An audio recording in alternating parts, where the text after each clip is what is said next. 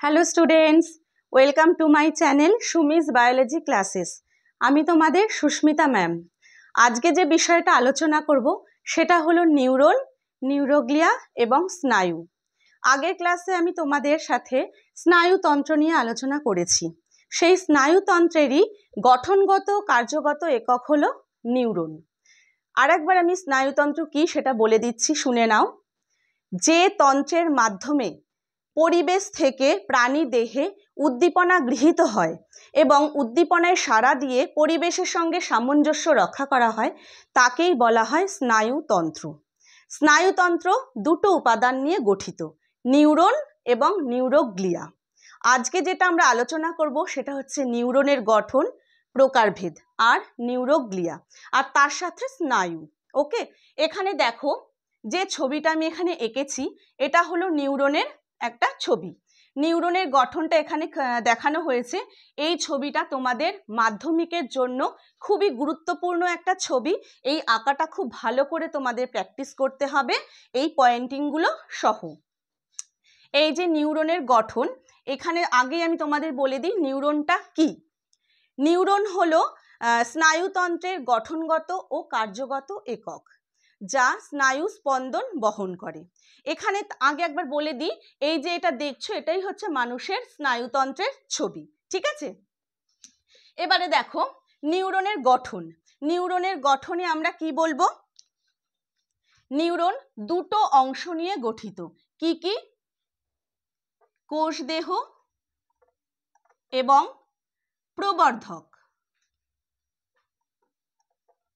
ওকে, neuron দুটো অংশ নিয়ে গঠিত। কোষদেহ, এই যে অংশটা দেখছো এটা হচ্ছে কোষদেহ। আর প্রবর্ধক, প্রবর্ধকটা কি? প্রবর্ধক আবার দু রকমের হচ্ছে, ডেনড্রন ও অ্যাক্সন। ওকে, তা ডেনড্রন এই যে কোষদেহ, এই যে কোষদেহ, এই কোষদেহ থেকে যে ছোট ছোট প্রবর্ধক বেরিয়েছে সেগুলোকে বলা হচ্ছে ডেনড্রন। আর এই কোষদেহ থেকে সবচেয়ে লম্বা দেখো একটা প্রবর্ধক বেরিয়েছে, সবচেয়ে লম্বা এবং বড়, সেটাই হচ্ছে অ্যাক্সন। তাহলে নিউরন দুটি অংশ নিয়ে গঠিত, কোষদেহ এবং প্রবর্ধক। প্রবর্ধক আবার দু রকমের হয়, সেটা হচ্ছে ডেনড্রন আর অ্যাক্সন। ডেনড্রন হচ্ছে কোষদেহ থেকে ছোট ছোট যে প্রবর্ধক বেরোয় সেগুলোকে বলা হচ্ছে ডেনড্রন, আর সব থেকে বড় প্রবর্ধক যেটা লম্বা বড় সেটা হচ্ছে অ্যাক্সন। এবারে হচ্ছে দেখো কোষদেহ। কোষদেহ কি কি অংশ নিয়ে গঠিত? কোষদেহ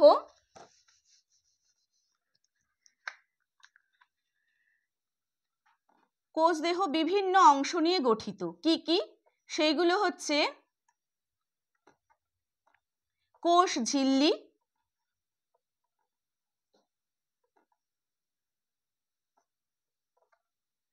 তারপর নিউরোপ্লাজম,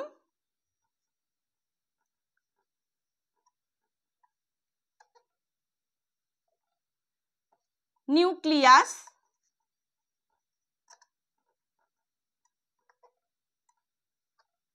কোষ অঙ্গাণু,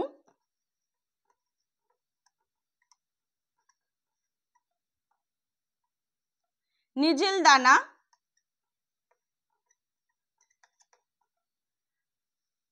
নিউরোফাইব্রিল।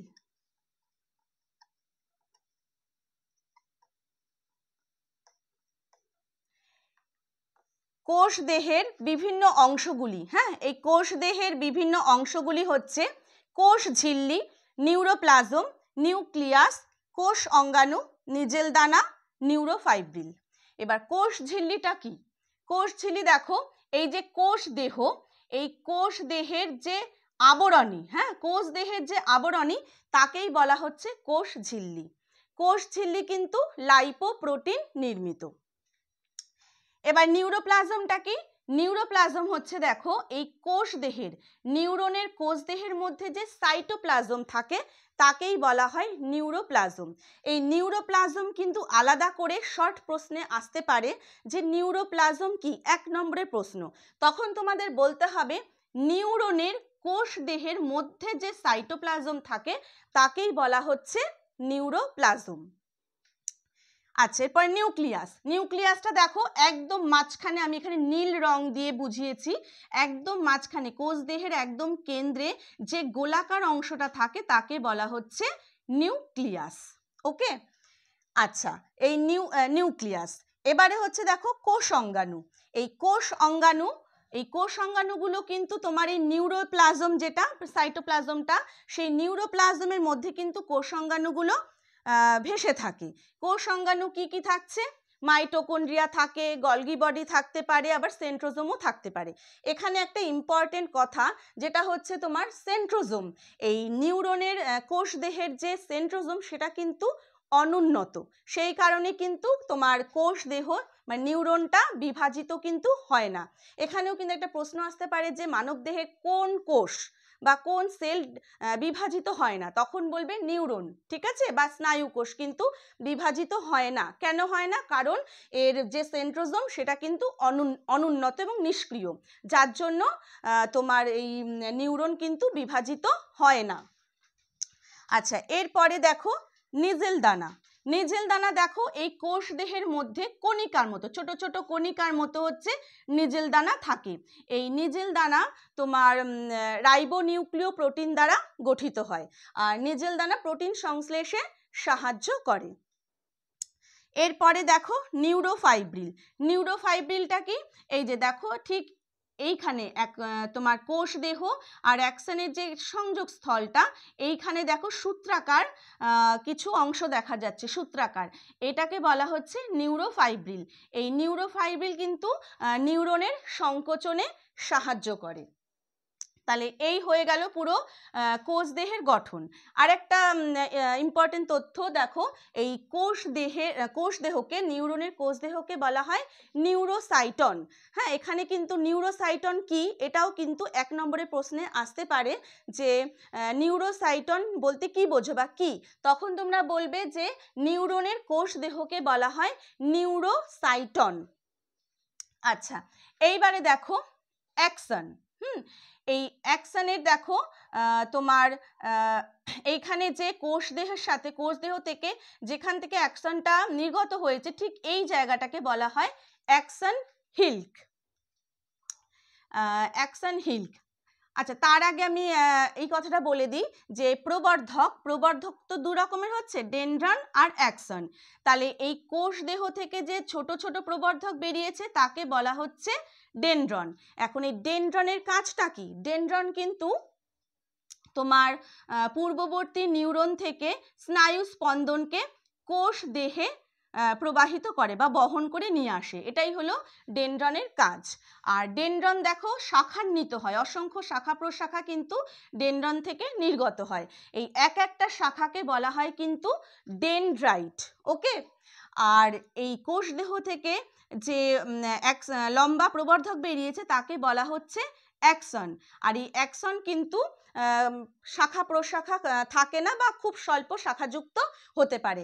আর এই অ্যাকশন যে কোষদেহের যে জায়গা থেকে অ্যাকশনটা বেরিয়েছে সেটাকে বলা হচ্ছে অ্যাকশন হিল্ক। আর এই অ্যাকশনের কাজটা কি? অ্যাকশন হচ্ছে এই যে স্নায়ু স্পন্দন যেটা কোষদেহে এসেছে, সেই কোষদেহ থেকে সেই স্নায়ু স্পন্দনকে অ্যাকশনের মধ্য দিয়ে পরবর্তী নিউরনে প্রবাহিত করে। তাহলে অ্যাকশনের কাজ হলো তোমার স্নায়ু স্পন্দন কোষ দেহ থেকে বহন করে নিয়ে যায় হচ্ছে পরবর্তী নিউরনে। এইবারে দেখো অ্যাকশনের গঠনটা কি। অ্যাকশনের দেখো তোমরা এখানে অ্যাকশনের ওপরে দেখো 3টে আবরণী থাকে, ঠিক আছে।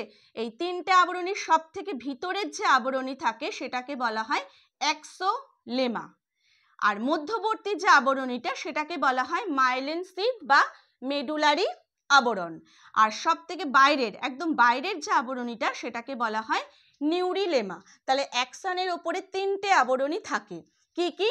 অ্যাক্সোলেমা, মাইলিন সিদ বা মেডুলারি আবরণ, আর হচ্ছে নিউরিলেমা।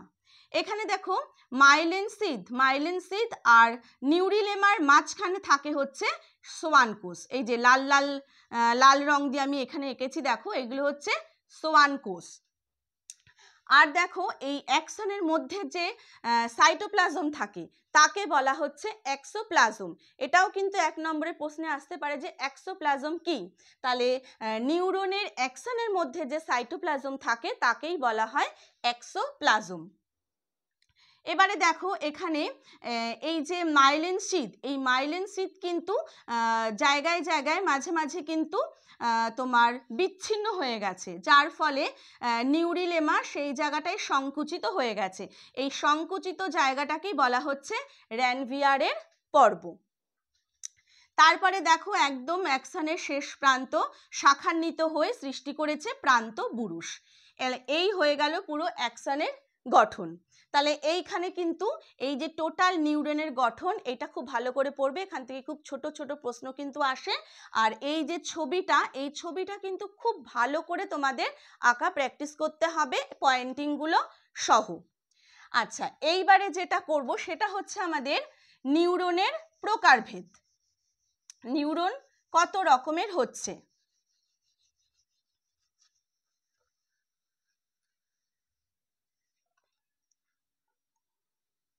নিউরনের প্রকারভেদ। আচ্ছা, কার্যানুসারে নিউরন 3 রকমের হয়। কত রকমের হয়? 3 রকমের। কি কি? সংজ্ঞাবহ নিউরন,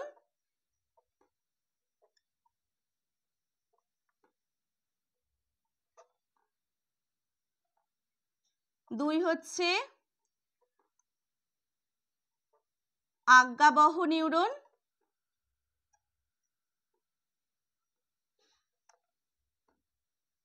3 হলো সহযোগী নিউরন।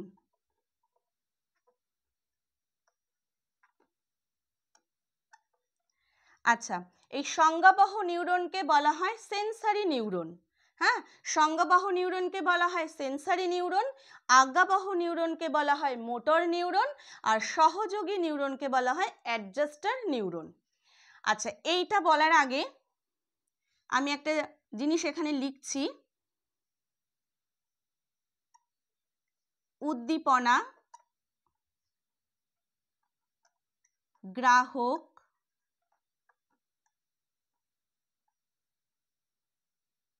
সংজ্ঞাবহ নিউরন,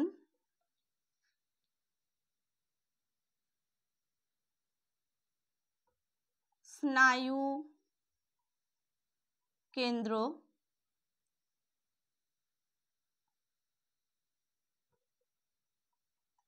আজ্ঞাবহ নিউরন, কারক,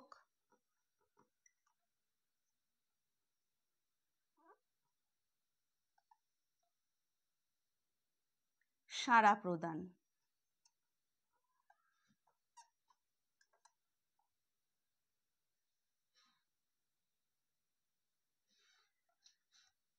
এটা তোমরা নিশ্চয়ই বুঝতে পারছো। এই যেখানে এই ফ্লো চার্টটা আমি করেছি, এটা কিন্তু আমি তোমাদের যখন স্নায়ুতন্ত্রটা বুঝিয়েছি তো সেখানেও কিন্তু আমি এটা লিখে তোমাদেরকে বলেছিলাম।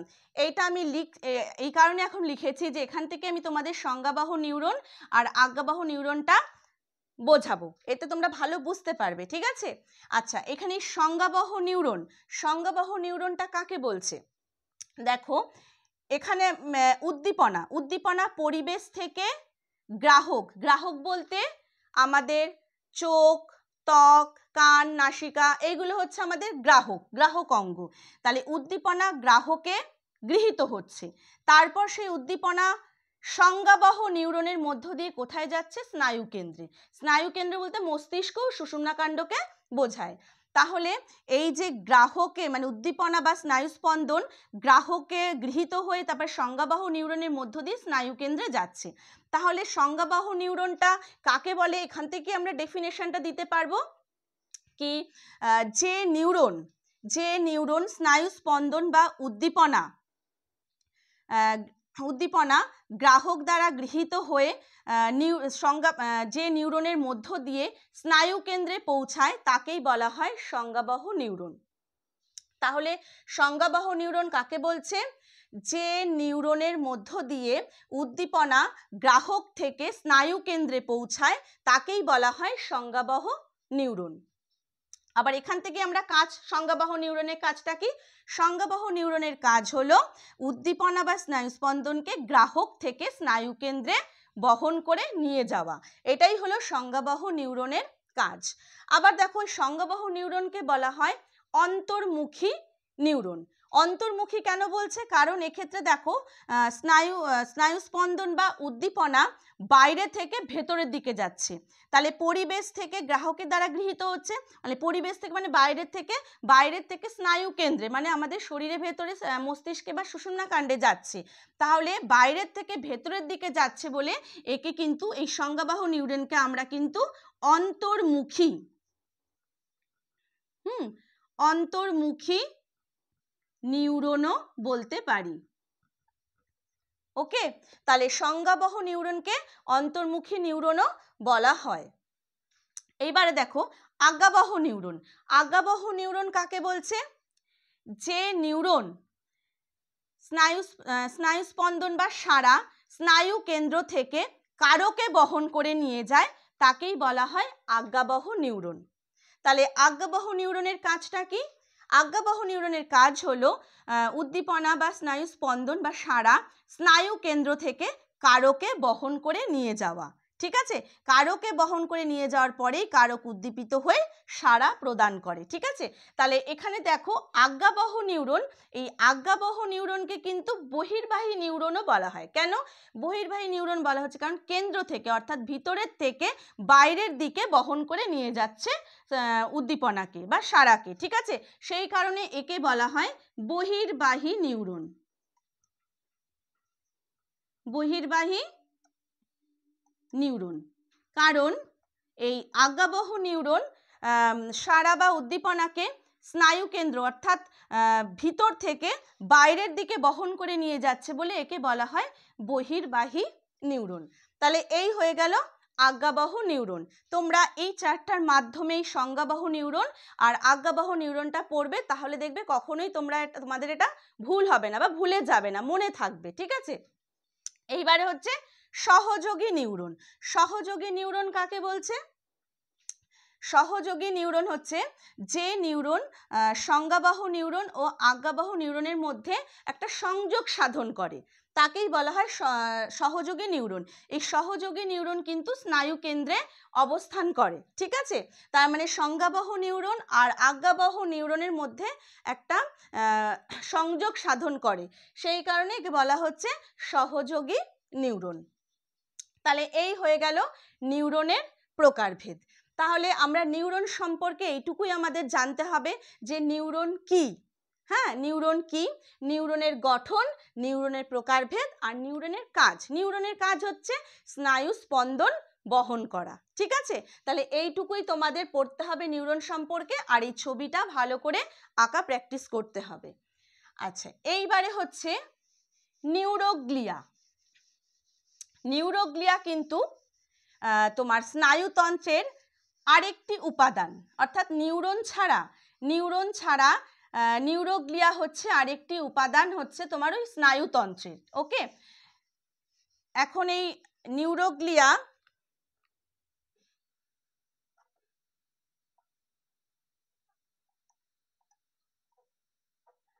আচ্ছা, নিউরন ছাড়া স্নায়ুতন্ত্রের অপর একটি উপাদান হচ্ছে নিউরোগ্লিয়া। নিউরোগ্লিয়া হলো এক ধরনের পরিবর্তিত যোগকলা।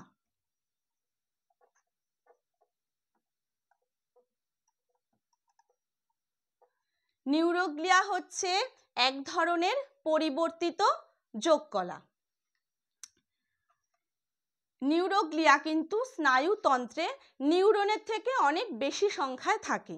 নিউরন যতটা না আছে তার চেয়ে অনেক বেশি সংখ্যায় কিন্তু নিউরোগ্লিয়া থাকে। নিউরোগ্লিয়া কিন্তু স্নায়ু স্পন্দন বহন করতে পারে না। বহন করতে পারে না। তাহলে নিউরোগ্লিয়ার কি কাজ? নিউরোগ্লিয়া কিন্তু স্নায়ুতন্ত্রের ধারক কোষ হিসাবে কাজ করে।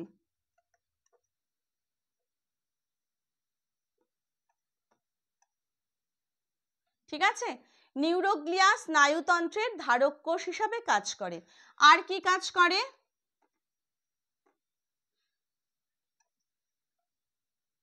স্নায়ু গঠনে সাহায্য করে, তাছাড়া স্নায়ু গঠনে সাহায্য করে, তাছাড়া স্নায়ু কোষকে সুরক্ষা প্রদান করে।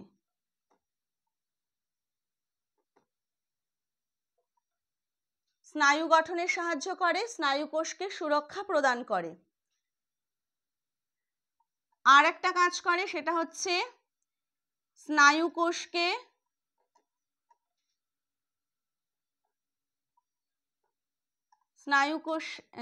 কোষের পুষ্টি যোগাতে সাহায্য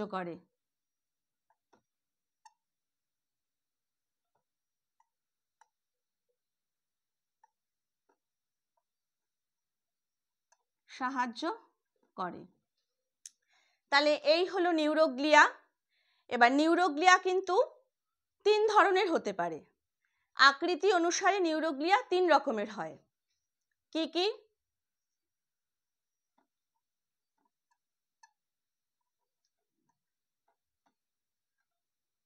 অ্যাস্ট্রোসাইট,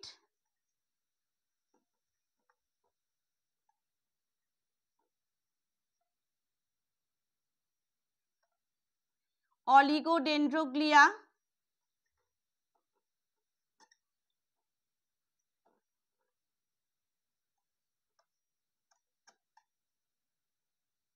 মাইক্রোগ্লিয়া।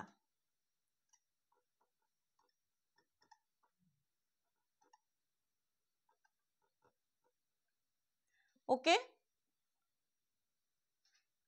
তাহলে নিউরোগ্লিয়া সম্পর্কে এইটুকু জানলেই তোমাদের যথেষ্ট, যে নিউরোগ্লিয়া হচ্ছে এক ধরনের পরিবর্তিত যোগকলা। নিউরোগ্লিয়া স্নায়ু স্পন্দন বহন করতে পারে না, স্নায়ুতন্ত্রের ধারক কোষ হিসাবে কাজ করে, স্নায়ু গঠন এবং স্নায়ু কোষকে সুরক্ষা প্রদান করে, তাছাড়া স্নায়ু কোষের পুষ্টি যোগাতে সাহায্য করে। আর এই নিউরোগ্লিয়া 3 রকমের হয় আকৃতি অনুসারে: অ্যাস্ট্রোসাইট, অলিগোডেন্ড্রোগ্লিয়া ও মাইক্রোগ্লিয়া। এবারে আমরা জানব স্নায়ুকোষ, স্নায়ুতন্তু ও স্নায়ুর মধ্যে আন্তঃসম্পর্ক। এখানে দেখো, স্নায়ুকোষ অ্যারো দিয়ে লিখেছি, স্নায়ুতন্তু অ্যারো দিয়ে স্নায়ু, আবার অ্যারো দিয়ে স্নায়ুতন্ত্র। এটা থেকেই তোমরা বুঝতে পারছো যে স্নায়ুতন্ত্রের একক হলো স্নায়ুকোষ, অর্থাৎ স্নায়ুতন্ত্রের গঠনগত ও কার্যগত একক হলো স্নায়ুকোষ বা নিউরন। এই স্নায়ুকোষের একটি স্নায়ুকোষের একটি অ্যাকশনকেই বলা হয় স্নায়ুতন্তু, অর্থাৎ স্নায়ুকোষের যে অ্যাকশন সেটা আবরণী বেষ্টিত হয়ে স্নায়ুতন্তু গঠন করে। আবার অনেকগুলি স্নায়ুতন্তুর যোগকলা আবরণী পরিবেষ্টিত হয়ে গঠন করে স্নায়ু বা নার্ভ, অর্থাৎ যোগকলা আবরণী পরিবেষ্টিত স্নায়ুতন্তু গুচ্ছকে বলা হচ্ছে স্নায়ু বা নার্ভ। আবার অনেকগুলো স্নায়ু মিলে তৈরি হয় স্নায়ুতন্ত্র। ওকে, তাহলে এখানে স্নায়ুর যদি সংজ্ঞা আসে তাহলে আমরা কি বলবো? যোগকলা আবরণী পরিবেষ্টিত স্নায়ুতন্তু গুচ্ছকে বলা হয় স্নায়ু বা নার্ভ। আচ্ছা, এইবারে দেখো, স্নায়ু কিন্তু 3 রকমের হয়: অন্তর্বাহী স্নায়ু,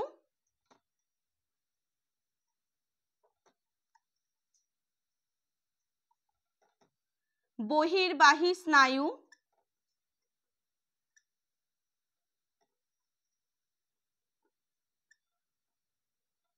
মিশ্র স্নায়ু।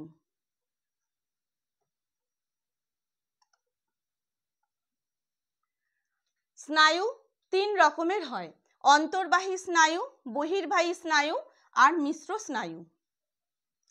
অন্তর্বাহী স্নায়ু কাকে বলছে? যে স্নায়ু উদ্দীপনা গ্রাহক থেকে স্নায়ু কেন্দ্রে বহন করে নিয়ে যায় তাকেই বলা হচ্ছে অন্তর্বাহী স্নায়ু। অন্তর্বাহী স্নায়ু সংজ্ঞাবহ নিউরন দ্বারা গঠিত। এর এক্সাম্পল: অপটিক স্নায়ু,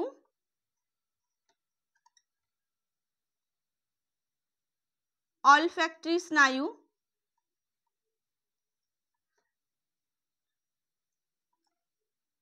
অডিটরি স্নায়ু।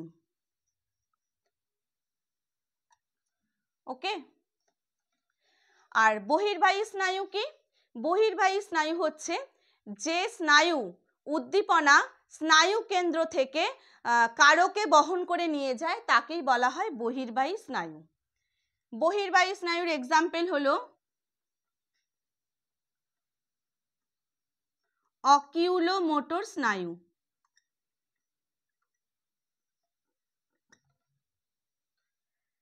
এবারে হচ্ছে মিশ্র স্নায়ু। মিশ্র স্নায়ু কি?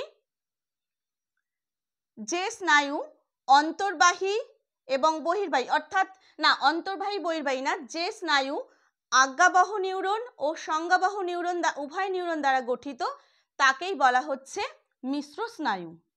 যেমন ভেগাস, ভেগাস স্নায়ু হচ্ছে মিশ্র স্নায়ু। তাহলে এখানে অন্তর্বাহী স্নায়ু, বহির্বাহী স্নায়ু আর মিশ্র স্নায়ু, এই হলো 3 প্রকারের স্নায়ু। এইবারে আমরা জানবো হচ্ছে স্নায়ু গ্রন্থি।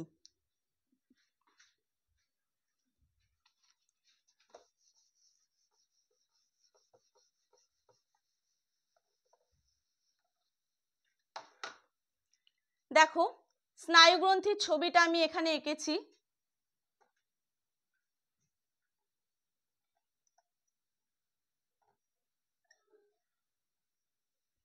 স্নায়ু গ্রন্থি কি? স্নায়ু কোষের, কয়েকটি স্নায়ু কোষের কোষ দেহ, দেখো এই যে অংশগুলো রয়েছে এগুলো হচ্ছে কোষ দেহ। তাহলে কয়েকটি স্নায়ু কোষের কোষ দেহগুলি যোগকলার আবরণী পরিবেষ্টিত হয়ে যে ঈষৎ স্ফীত গ্রন্থি সৃষ্টি করে তাকেই বলা হচ্ছে স্নায়ু গ্রন্থি। তাহলে স্নায়ু গ্রন্থি কাকে বলছে? কয়েকটি স্নায়ু কোষের কোষ দেহগুলি যোগকলার আবরণী পরিবেষ্টিত হয়ে যে ঈষৎ স্ফীত মানে সামান্য ফোলা, হ্যাঁ, ঈষৎ স্ফীত গ্রন্থি সৃষ্টি করে তাকেই বলা হচ্ছে স্নায়ু গ্রন্থি। এই স্নায়ু গ্রন্থি থেকেই কিন্তু স্নায়ু সৃষ্টি হয়। এইবারে হচ্ছে সাইন্যাপস। এই যে টার্মগুলো আমি বলছি এইগুলো কিন্তু খুব ডেফিনেশন লিখতে আসে পরীক্ষায়, ঠিক আছে? যে স্নায়ু গ্রন্থি, এই স্নায়ু গ্রন্থির আর একটা নাম হচ্ছে নার্ভ গ্যাংলিয়ন। এই নার্ভ গ্যাংলিয়ন নামেও কিন্তু পরীক্ষায় প্রশ্ন আসে যে নার্ভ গ্যাংলিয়ন কি বা কাকে বলে, সেটা হচ্ছে এই স্নায়ু গ্রন্থি। সাইন্যাপস বা প্রান্ত সন্নিকর্ষ।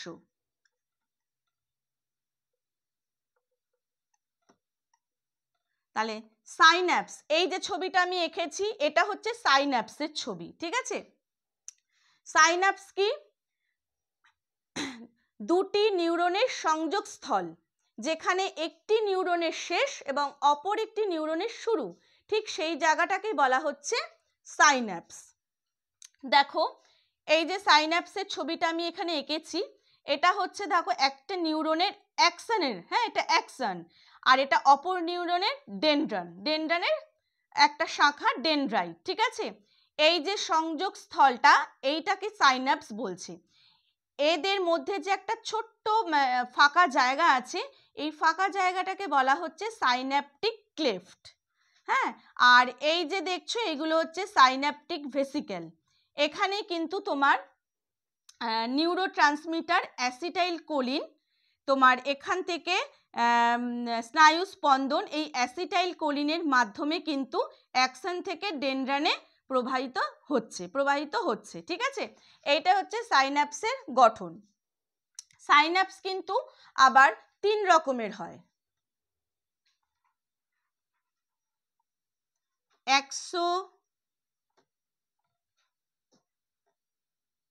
এক্সোডেনড্রাইটিক সাইন্যাপস,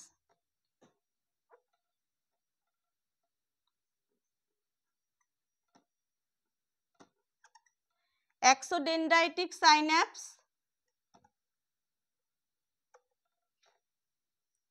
এক্সোসোমাটিক সাইন্যাপস,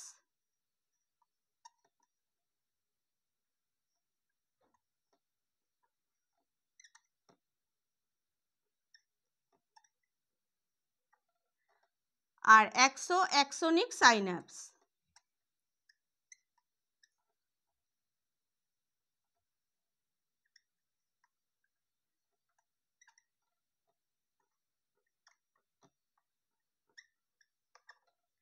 আচ্ছা, সাইন্যাপস 3 রকমের হচ্ছে, এক্সোডেনড্রাইটিক সাইন্যাপস, এক্সোসোমাটিক সাইন্যাপস আর এক্সোএক্সোনিক সাইন্যাপস। এক্সোডেনড্রাইটিক সাইন্যাপসটা কি? যখন একটি নিউরনের অ্যাকশন এবং অপর নিউরনের ডেনড্রনের মধ্যে সাইন্যাপসটা গঠন হবে, সেটা হচ্ছে এক্সোডেনড্রাইটিক সাইন্যাপস। আর এক্সোসোমাটিক সাইন্যাপসটা কি? এক্সোসোমাটিক সাইন্যাপস হচ্ছে একটি নিউরনের অ্যাকশন অপর নিউরনের কোষদেহ, ঠিক আছে? একটি নিউরনের অ্যাকশনের সাথে অপর নিউরনের কোষদেহের যে সাইন্যাপস গঠন হচ্ছে সেটাই হচ্ছে এক্সোসোমাটিক সাইন্যাপস। আর এক্সোএক্সোনিক সাইন্যাপস কি? একটি নিউরনের অ্যাকশন অপর নিউরনের অ্যাকশন, মানে দুটো নিউরনেরই অ্যাকশনের সাথে যে সংযোগ হচ্ছে, সাইন্যাপস গঠন হচ্ছে, সেটাই হচ্ছে এক্সোএক্সোনিক সাইন্যাপস। তাহলে এই হয়ে গেল 3 প্রকার সাইন্যাপস। সাইন্যাপসের কাজও কিন্তু তোমার স্নায়ুস্পন্দনকে এক নিউরন থেকে অপর নিউরনে প্রবাহিত করা। এইবারে লাস্টে আমি তোমাদের দুটো টার্ম বলবো, সেটা হচ্ছে নিউরোট্রান্সমিটার আর নিউরো হরমোন। এটাও জানতে হবে নিউরোট্রান্সমিটার কাকে বলে। উদাহরণ খুব আসে, নিউরোট্রান্সমিটারের উদাহরণ দাও। নিউরোট্রান্সমিটারের উদাহরণ এই যে এক্ষুনি বলেছিলাম acetylcholine. Neurotransmitter. Neurotransmitter কি? যেসব রাসায়নিক পদার্থ স্নায়ু স্পন্দনকে তোমার এক নিউরন থেকে অপর নিউরনে প্রবাহিত করে তাকেই বলা হচ্ছে নিউরোট্রান্সমিটার। যেমন এক্সাম্পল হচ্ছে অ্যাসিটাইল কোলিন।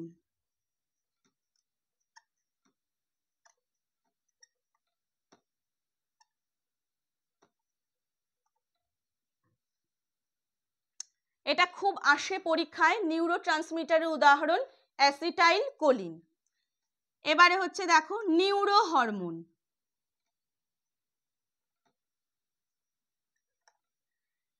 নিউরো হরমোনটা কি? স্নায়ুকোষ বা নিউরন থেকে যে হরমোন খরিত হয় তাকেই বলা হচ্ছে নিউরো হরমোন। এক্সাম্পল ভেসোপ্রেসিন বা অ্যান্টি ডাইইউরেটিক হরমোন ADH। তাই নিউরো হরমোনের উদাহরণ আসলে তোমরা লিখবে ভেসোপ্রেসিন কিংবা অ্যান্টি ডাইইউরেটিক হরমোন। তাহলে দেখো এই হয়ে গেল আজকের পুরো নিউরন সম্পর্কে, নিউরন, নিউরোগ্লিয়া এবং স্নায়ু সম্পর্কে। এইটুকুই তোমরা খুব ভালো করে পড়বে। আর আশা করছি ভিডিওটা তোমরা পুরোটাই দেখবে। আর যদি অসুবিধা হয় তাহলে অবশ্যই কিন্তু তোমরা কমেন্ট বক্সে কমেন্ট করে জানাবে। আর যারা আমার চ্যানেলে নতুন আছো তাদের কাছে আমার রিকোয়েস্ট, অবশ্যই চ্যানেলটাকে সাবস্ক্রাইব করে নিও। ওকে, থ্যাংক ইউ।